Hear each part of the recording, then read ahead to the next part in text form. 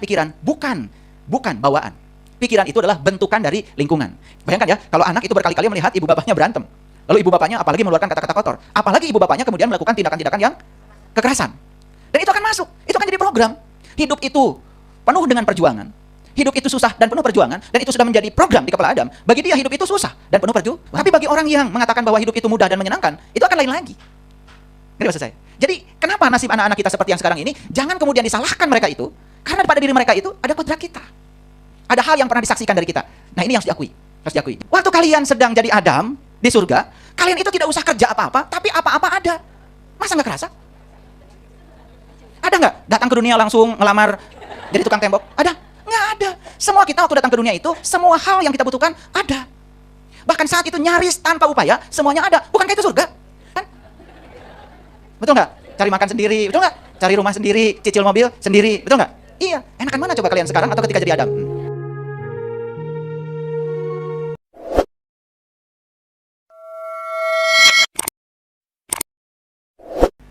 Nah, oke, ngerti sekarang Adam. Jadi Adam tuh manusia awal. Nah, manusia yang awal ini, Adam ini, kan kemudian dia mulai melihat dunia. Betul? Mulai bisa merespon dunia. Mulai bisa menangkap informasi. Betul nggak? Nah, ketika dia tumbuh, mulai masuk tuh berbagai macam informasi. Informasi yang tumbuh itu lama-kelamaan akan menjadi program dalam dirinya Adam. Dari siapa? Yang terdekat adalah dari ayah dan ibunya. Betul nggak? Nah, program yang masuk di kepala Adam ini, tentu saja program ini tidak jauh. Pasti yang paling dekat adalah program dari ayah dan ibunya. Nah, itulah yang kemudian membentuk pikiran. Jadi Adam yang lahir ini memang punya kesadaran setiap manusia yang lahir itu beda. Ngerti maksud saya? Karena kan titik awalnya juga beda. Oke. Nah, jadi Adam ini sudah punya program. Program ini masuk ke Adam, masuk ya. Nah, ketika program masuk ke Adam, ini perhatikan, otak Adam yang tadinya hardware yang kosong ini kan lama-kelamaan menjadi terisi oleh aplikasi. Sama seperti HP kita yang kosong kemudian dimasukkan aplikasi. Kualitas dan kinerja HP ini tergantung kepada aplikasi yang diinstalkan kepada HP ini. Paham ya? Nah, jadi kinerja HP ini kan bergantung kepada kinerja aplikasi yang ada di sini. Setuju? Oke. Nah, program masuk ke sini. Nah, program ini masuk menjadi pikiran. Nah, itu sebabnya ya, yang disebut dengan pikiran bukan bawaan. Pikiran itu adalah bentukan dari lingkungan. Yang membentuk pertama kali Adam ini siapa? Orang tuanya. Yang kedua adalah lingkungannya. Berikutnya sekolahnya. Yang keempat gurunya. Bayangkan ketemu guru yang kesadarannya rendah, yang kata-katanya selalu negatif. Wah, sangat berbahaya. Betul nggak? Dan kita juga kan buta ya, nyekolahin anak ke sekolah X misalkan, yang konon kata masyarakat katanya sekolahnya bagus. Kan bagus itu cuman katanya. Betul nggak? Katanya kata orang lain. Betul nggak? Kebetulan ada tetangga orang kaya menyekolahkan anaknya itu, ya karena orang kaya duitnya banyak menyekolahkan anak di situ. Kan masyarakat berpikir kalau mahal itu bagus. Kan belum tentu. Emang pernah ketemu gurunya? Ya saya pernah bertemu dengan beberapa ya guru di sekolah ya. Dari kata-kata yang keluarnya aja udah banyak yang negatifnya. Dan kalau dia ngajar di kelas, kemudian kata-kata negatif itu tiap hari ketemu anak kita, kan bahaya. Lama-kelamaan jadi program juga. Nah, terbentuklah yang namanya pikiran. Nah, pikiran ini setelah terbentuk dia akan mengendalikan.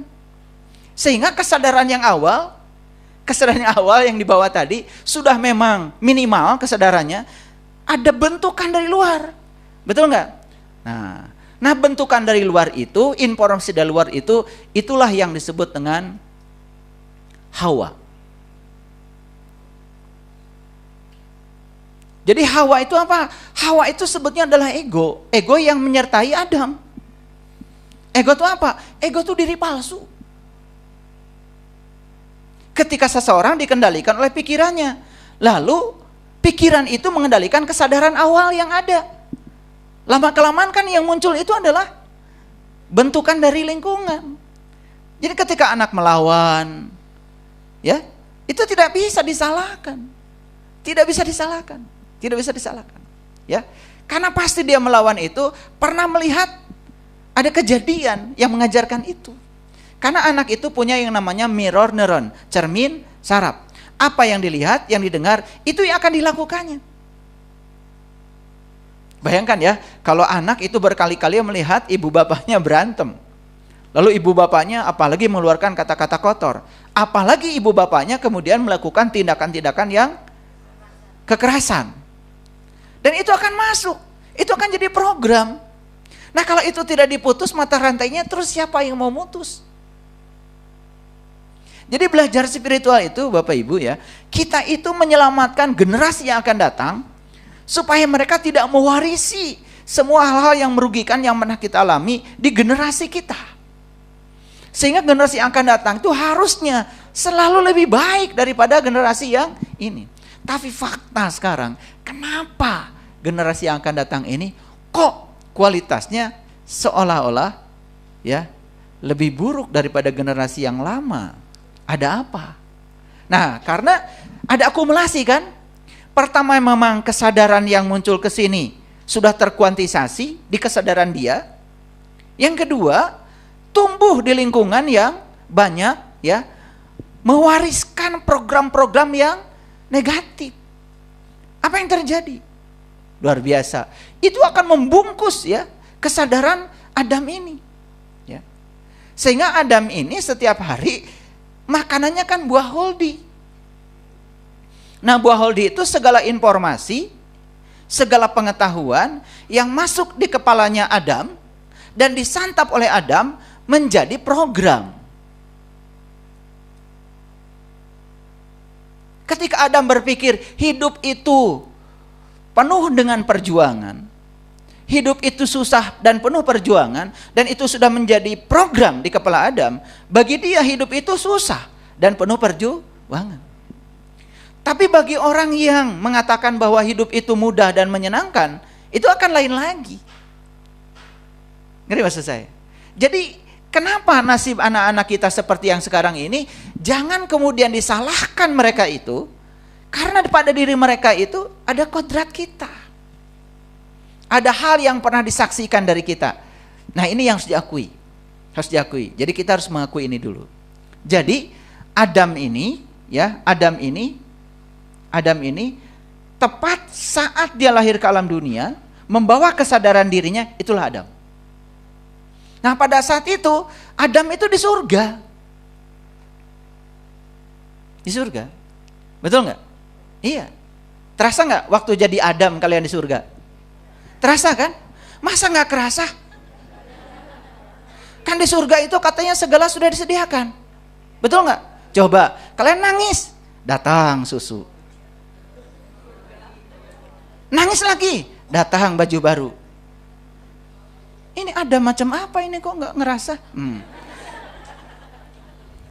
Waktu kalian sedang jadi Adam di surga, kalian itu tidak usah kerja apa-apa, tapi apa-apa ada. Masa nggak kerasa? Ada nggak datang ke dunia langsung ngelamar jadi tukang tembok? Ada? Nggak ada. Semua kita waktu datang ke dunia itu, semua hal yang kita butuhkan ada.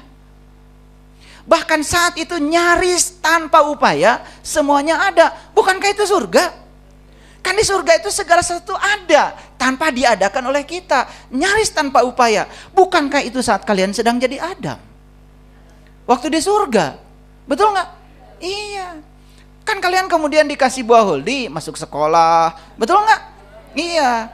Umur 17 kata ibu papanya, kamu sudah cukup dewasa. Kan sekarang kamu sudah bisa melawan. Betul nggak? Makanya sekarang silahkan menentukan hidupnya sendiri. Betul nggak? Iya. Maka setelah itu kemudian Adam jadi susah kan? Betul nggak? Cari makan sendiri. Betul nggak? Cari rumah sendiri. Cicil mobil sendiri. Betul nggak? Iya. Enakan mana coba kalian sekarang atau ketika jadi Adam? Enakan waktu Adam. Sekarang kan di neraka semua. Betul nggak? Itu kebanyakan makan buah holdi. Makanya terusir kan dari surga. Sebetulnya itu Quran itu bukan cerita yang lain-lain. Nanti saya tunjukkan ayatnya. Itu cerita perjalanan hidup kita. Cerita perjalanan hidup kita. Paham ya? Nah, makanya kalau ingin kembali ke surga, berarti kalian harus jadi anak kecil lagi. Bukan berarti kalian jadi tidur-tiduran, orang datang, bukan. Hidup nyaris tanpa upaya. Bisa? Bisa. Bisa. Saya baru mikirkan alpukat sudah datang tuh di waktu yang sama, ya. Satu karinjang alpukat warnanya hijau, satu karinjang alpukat warnanya kulitnya hitam. Dari orang yang berbeda. Baru mikirkan alpukat. Kan saya nggak usah nanam alpukat. Surga bukan itu? Nyaris tanpa upaya. Bisa? Bisa. Karena diri kita ini magnet. Nah, itu yang harus dipahami oleh kita. Tapi kalau kita terus-menerus mewariskan kepada anak-anak kita, nah, hidup itu susah dan penuh perjuangan. Nah, cari uang itu susah. Gitu. Kamu kalau ke toko, awas jangan cari yang mahal-mahal ya. Ya. Gitu. Mau jalan-jalannya ada syarat, ya. Ayah, ibu mau ngajak jalan-jalan sama kalian. Tapi awas ya, nanti di restoran jangan pesan yang mahal-mahal. Gitu. Masuk nggak kira-kira di kepala Adam? Masuk. Itu jadi buah holdi. Betul nggak? Nah, sekarang saya mau nanya, kalian Adam bukan? Adam bukan? Kebetulan namanya Adam. Nah, jadi kalau ingin menjadi Adam, berarti harus kembali lagi ke surga. Makanya saya di salah satu judul YouTube ngasih kajian tentang 7 jalan baru yang menakjubkan. Dengerin itu. 7 jalan baru yang menakjubkan. Saya dulu termasuk tidak percaya. Karena saya dibentuk oleh program dari orang tua saya, bahwa hidup itu susah dan penuh perjuangan. Dan saya putus pikiran itu. Saya tidak mau dengan pikiran itu. Saya ingin hidup itu mudah dan menyenangkan. Saya putus itu. Dulu saya berpikir bahwa hidup saya adalah gaji saya. Dan sekarang saya eksperimen. Ya, saya eksperimen. Saya mundurkan diri jadi PNS. Eksperimen saya. Karena saya dulu terlalu yakin bahwa gaji saya adalah tanggal 1. Ya. Bahkan segala kebutuhan saya akan ditopang oleh uang saya tanggal 1. Dan saya mengaitkan kebutuhan saya dengan uang. Sehingga untuk memenuhi kebutuhan saya harus mencari uang. Kenapa tidak dipikirkan saja? Yang penting kebutuhan saya terpenuhi walaupun tidak ada uang. Betul nggak? Kan untuk punya sepeda motor tidak mesti beli sepeda motor kan? Kan siapa tahu ada yang ngasih. Betul nggak? Siapa tahu kan gitu, siapa tahu. Iya, dulu saya berpikir, saya kalau ingin punya baju yang bagus, saya harus cari uang. Itu pikiran saya dari orang tua saya. Karena orang tua saya mengajarkan, segala kebutuhan kamu akan terpenuhi kalau kamu punya uang. Lalu saya berpikir, kebutuhan saya hanya bisa dipenuhi oleh uang. Itu cara berpikir saya. Dari siapa? Dari orang tua saya. Saya putus cara berpikir saya tidak mau begitu. Ya, saya pasti punya baju bagus walaupun saya nggak punya uang. Sekarang ya, dari mana-mana orang yang nyari-nyari saya, pengen diukur tubuh saya. Bahkan sekarang nggak ada waktunya buat ngukur aja. Iya, ayah kapan ada waktu? Saya mau ngukur badan ayah. Mau apa? Saya mau bikinkan jas buat ayah, mau bikinkan kemeja buat ayah, gitu. Kan itu berkah bukan? Nah, Kapan berkah itu datang? Setelah kita mengubah pola pikir itu. Setelah kita memutus ya pikiran yang diberikan oleh leluhur kita kepada kita. Penting nggak Bapak Ibu memutus siklus ini? Penting banget. Penting banget. Penting banget. Ya, penting banget. Sekarang saya berpikir, ternyata semua yang kita butuhkan itu akan datang kepada kita ya. Kalau kita bisa memberikan kekuatan positif pada pikiran dan perasaan saya, sehingga diri saya menjadi medan magnet yang bisa menarik yang saya inginkan. Dan ternyata itu bisa. Ini harus praktek ya Bapak Ibu. Dan saya berani menyampaikan ini, udah praktek ya. Saya bukan menyampaikan sesuatu dengan kata-kata, tetapi saya dengan pengalaman. Makanya saya ingin membagikan ini nih di akhir tahun hadiah. Jadi nggak usah bikin resolusi 2025, nggak penting amat. Nggak penting amat ya. Bikin rencana program 2025, tapi caranya nggak tahu buat apa, ya. Udahlah. Pokoknya kalau ingin mengubah kemiskinan, ubah perasaan miskin. Itu pasti berubah. Tapi tentu saja tidak sesederhana itu ya ilmunya. Makanya harus praktek. Ini pelan-pelan dulu. Saya tidak mungkin dalam 2 jam ini membicarakan ini semua ya. Tetapi paling tidak Bapak Ibu bisa menangkap, clue-nya dulu. Inti sarinya tertangkap dulu secara global. Oke, sampai sini mengerti? Oke. Nah, perhatikan. Jadi Adam ini kan punya pasangan namanya Hawa. Hawa itu apa? Hawa itu kan sebetulnya ego. Pikiran yang menyertai. Dari mana itu? Karena pertama kali Adam datang ke dunia kan diajarkan nama-nama. Coba ingat gak Adam dulu diajarkan nama-nama? Saya ingat? Sampai kalian itu takut gak diaku sebagai ayah. Ini siapa? Saya ingat gak? Betul gak? Saya ingat gak? Ketika anaknya bilang ya, iya, ganteng kan? Gitu. Betul gak? Ini siapa? Mama gitu. Ketika anak itu diajarkan nama-nama, banyak gak nama-nama yang masuk? Bukan sekedar nama-nama, setiap nama diberi makna. Ya? Misalkan masuk kata sayang, masuk kata benci, betul gak? Masuk kata cinta, masuk kata sebel, betul gak? Masuk kata menyenangkan, masuk kata menjijikan, masuk semua kan nama-nama itu. Kan sebetulnya Adam ini berubah setelah tahu nama-nama. Betul gak? Nah, contoh, sederhana kan? Begitu ada kejadian, banjir apa, kemudian kan diberi nama tuh. Oleh siapa? Oleh manusia. Namanya musibah namanya. Terdengar gak sama Adam? Terdengar, karena Adam lihat TV. Betul gak? Jadi begitu lihat banjir, kemudian Adam bilang, itu musibah. Betul nggak? Gitu. Jadi kata musibah itu awalnya bagi Adam tidak ada makna.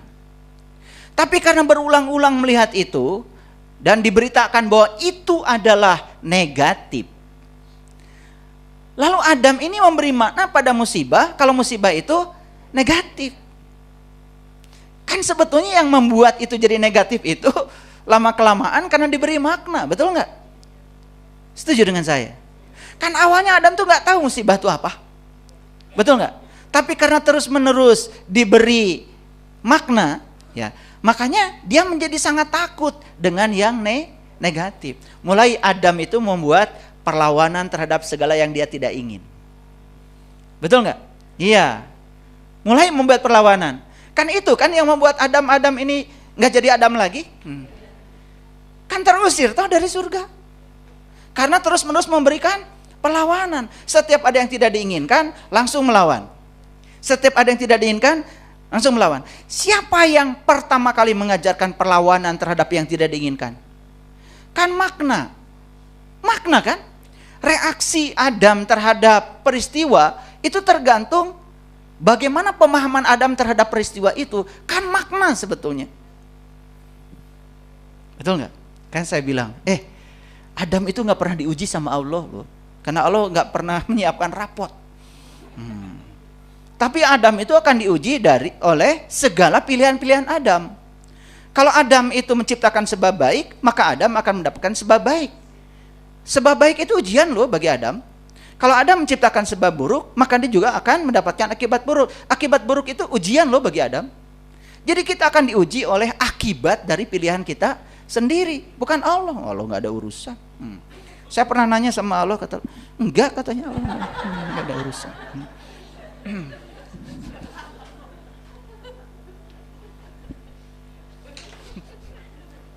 Oke, lanjut. Bisa lanjut? Jadi Adam ini kan mulai mengenal apa? Nama-nama. Atau sebut aja judul-judul. Setelah tahu judul-judul kan mulai berubah Adam. Betul nggak? Judul. Makanya segala sesuatu kan kalian beri judul. Begitu datang banjir, dulu ada namanya nggak itu banjir? Lah siapa yang ngasih nama itu banjir? Kan kalian kan? Betul nggak? Dulu itu di alam semesta ini nggak ada namanya. Bahkan barang yang seperti ini dulu nggak ada namanya. Diberi nama Saiful Karim oleh bapak saya, oleh ibu saya. Dulu nggak ada namanya. Betul nggak? Jadi sadar nggak Adam? Kalau dulu sebetulnya nggak ada nama. Sadar? Siapa yang ngasih nama? Oke. Yang ngasih nama ini baik, ini buruk siapa?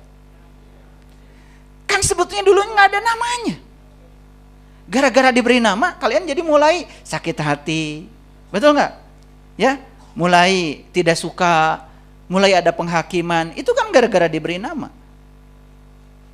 Kayaknya kita harus menghapus semua nama ya. Betul nggak? Nggak usah dikasih judul gitu ya. Ya, kan sebetulnya ya pasanganmu itu dulu kan netral aja. Boleh pergi kemana aja. Betul nggak?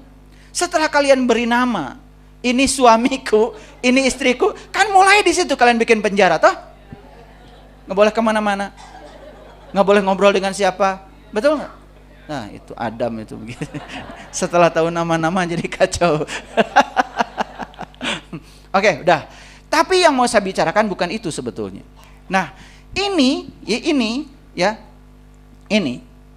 suatu saat akan kehilangan Adamnya. Betul nggak? Kenapa? Karena kesadaran yang dia bawa tertutup oleh semua ego yang dibentuk oleh lingkungan. Sehingga Adam ini bukan lagi Adam yang dulu, tapi Adam yang palsu. Yang disebut dengan diri palsu. Nah, Adam yang palsu itu memang kerjaannya bikin yang palsu-palsu. Syahadatnya palsu, imannya palsu, Islamnya palsu, keyakinannya palsu, uangnya juga palsu.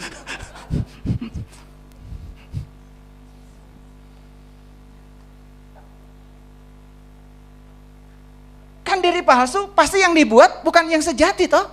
Yang dibuat oleh dia pasti yang palsu-palsu. Oke, sampai sini. Saya belum pakai ayat, tenang aja dulu ya, karena ini harus selesai dulu. Nah, yang jelas ya, Adam ini akan berpasangan. Betul nggak? Lalu dia ketemu dengan pasangannya. Jadi Adam yang sudah palsu ini udah terusir dari surga. Ini udah selesai ya sampai sini ya. Dikasih batas. Ini udah palsu nih. Palsu. Kan ketemu juga dengan pasangannya palsu juga. Nasi palsu dengan si palsu itu menyatu lagi. Ini repotnya yang ini palsu juga ya. Bayangkan ini kalau tidak diputus ya rantai ini, ya akan terus menerus siklusnya. Sampai sini mengerti? Jadi ini baru membahas judul, kenapa harus memutus siklus keturunan. Clear sampai sini? Oke, yuk sekarang gini. Lihat sini dulu semuanya. Saya akan bicara dasarnya dulu. Bagaimana pikiran ini ya dan perasaan memiliki kemampuan untuk menciptakan kehidupan. Yuk kita pahami. Karena dengan memahami pikiran dan perasaan adalah kreator kehidupan, kita setelah ini akan lebih hati-hati. dengan memasukkan program pada pikiran dan perasaan. Kenapa? Apa yang diberikan pada pikiran dan perasaan itu yang akan diungkapkan ke semesta, dan itu yang akan menarik semua hal dari semesta. Maaf ya, jadi kalau Bapak Ibu anak-anaknya misalnya ya susah cari uang, itu jangan disalahkan dulu anak. Ya, susah cari pekerjaan, jangan disalahkan dulu. Jangan-jangan di dalam dirinya ada magnet yang menarik kesusahan itu. Di mana adanya? Di pikiran dan perasaan anak-anak kita. Jangan-jangan kita sendiri yang pernah menginstalkan program itu ke kepalanya mereka. Cuman kita tidak sadar. Kita orang tua bisanya cuma menuntut anak supaya berprestasi, kerja di tempat yang gajinya besar. Betul nggak? Ini saya kasih tahu ya. Kasih tahu. Jangan berikan hal yang aneh pada anak. Contoh, hal yang aneh itu gini. Anak ini disuruh untuk banyak uang, tetapi disuruh melamar pekerjaan. Aneh enggak? Aneh. Disuruh banyak uang, tapi disuruh melamar pekerjaan. Aneh enggak? Aneh. Apalagi pekerjaan yang dilamar itu, ibu bapaknya juga sudah tahu gajinya segitu. Lebih aneh lagi kan? Contoh, ibu bapaknya ingin anaknya jadi orang kaya. Disuruh melamar kepada pekerjaan yang ibu bapaknya itu sudah tahu. Bahkan ibu bapaknya kerja di situ juga. Aneh nggak? Aneh. Ya, contoh sederhana. Ingin anaknya jadi orang kaya, tapi disuruh melamar pekerjaan. Kan kalau melamar pekerjaan, kerja di orang. Kan kalau kerja di orang itu satu, waktunya siap-siap dirampas orang. Dua, waktu yang dirampas orang tak mungkin sebanding dengan uang yang akan dia dapat. Betul nggak? Yang kedua, ya, kebebasannya juga akan dirampas oleh orang. Yang ketiga, duitnya ditentukan oleh orang. Jadi kan berlawanan. Nah, yang berlawanan kayak gini tidak disadari. Coba, hampir semua orang tua ingin anaknya kaya, tetapi disuruh melamar pekerjaan. Harusnya kalau anak ingin kaya, disuruh untuk berbisnis. Bisnis yang bisa menentukan berapa gajimu pengen sebulan, berapa uang yang kamu idamkan sebulan. Harusnya kan anak itu diprogram supaya dia bisa menghasilkan uang dalam sebulan seperti yang dia idamkan, bukan disuruh melamar pekerjaan. Ngerti maksud saya? Kerasa nggak sama Bapak Ibu?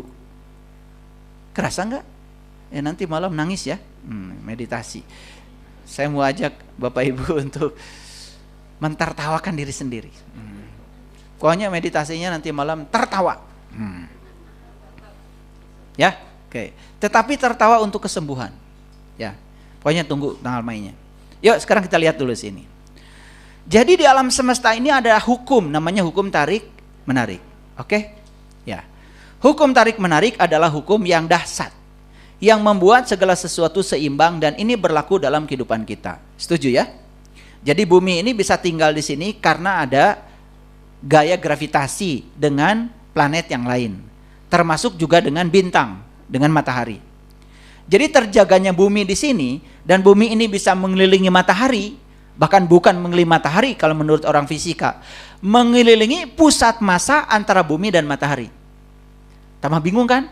Udah, nggak usah dipikirkan. Kejauhan kalian mikir ke situ, nanti malah nggak nyampe topik ini ya. Nanti timbul lagi masalah baru, pusat massa apa lagi? Itu barang dari mana ya? Ngitungnya juga kalian nggak ngerti, ya, ya, itu. Udah, stop dulu, stop. Saya batasi ya, batasi. Pokoknya bumi muter lah, gitu ya. Dan matahari sebagai pusatnya. Nah, bumi bisa melihat matahari itu karena ada gaya gravitasi, ada gaya tarik menarik, itu yang membuat seimbang. Bahkan di tubuh kita ada atom. Nah, di dalam atom itu ada elektron.